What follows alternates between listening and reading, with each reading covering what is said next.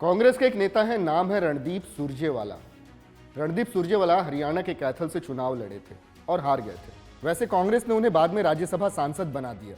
अब जब फिर से चुनाव नजदीक आ रहे हैं तो सुरजेवाला कैथल पहुंचे थे। एक सभा को संबोधित करते हुए सुरजेवाला बोल गए कि बीजेपी को वोट देने वाले राक्षस हैं और सुरजेवाला उनको श्राप देते हैं। तो सुरजेवाला की नज़र में बीजेपी को वोट देने वाले लोग राक्षस हैं क्या? क्या है इस श्राप की कहानी, चलिए बताते हैं। Welcome to the big bench TV.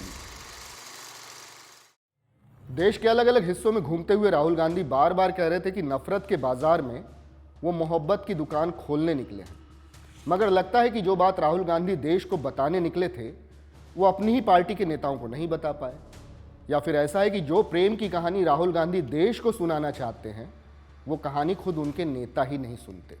हम अक्सर देखते हैं कि प्रधानमंत्री नरेंद्र मोदी के लिए कांग्रेस के नेता अलग अलग गालियों का इस्तेमाल करते हैं। कांग्रेस के मौजूदा अध्यक्ष मल्लिकार्जुन खड़गे ने कर्नाटक चुनाव के दौरान ही पीएम मोदी को रावण तक कह दिया था। कांग्रेस के नेता न जाने कितनी बार पीएम मोदी को मौत का सौदागर कह चुके हैं। कांग्रेस की ओर से ऐसी कई तरह की गलत बयानी गाहे बगाहे होती ही रहती है, मगर इस बार कांग्रेस के नेता ने बीजेपी नेताओं को या पीएम मोदी को गाली नहीं दी है, बल्कि उन्होंने उस जनता को गाली दी है जिसके भरोसे वो सरकार में लौटने का सपना देख रहे हैं। जी हां, हरियाणा के कैथल में कांग्रेस के नेता रणदीप सुरजेवाला ने जो कहा वो बगैर काटे छाटे आपको एज इट इज बताते हैं।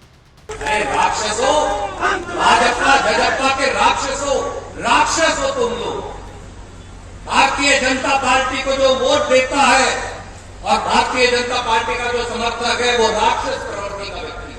मैं आज महाभारत की इस धरती से श्राप देता हूं। सुरजेवाला ने कहा कि अरे राक्षसों, भाजपा और जजपा के राक्षसों, राक्षस हो तुम लोग। भारतीय जनता पार्टी को जो वोट देता है और भारतीय जनता पार्टी का जो समर्थक है वो राक्षस प्रवृत्ति का व्यक्ति है।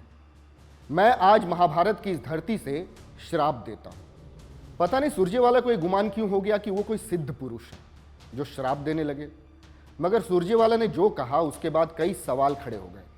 मसलन, क्या रणदीप सुरजेवाला ये भूल गए कि हमारे देश में जनतंत्र है, यानी ऐसा तंत्र जो जनता बनाती है। हमारे देश में जनता ही सरकार चुनती है और जनता ही सरकार को खारिज कर देती है। फिर सुरजेवाला उसी जनता को राक्षस कैसे कह सकते हैं?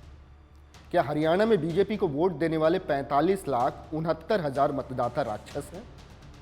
क्या दुष्यंत चौटाला की पार्टी को वोट देने वाले 18,58,000 वोटर रणदीप सुरजेवाला की नज़र में राक्षस हैं?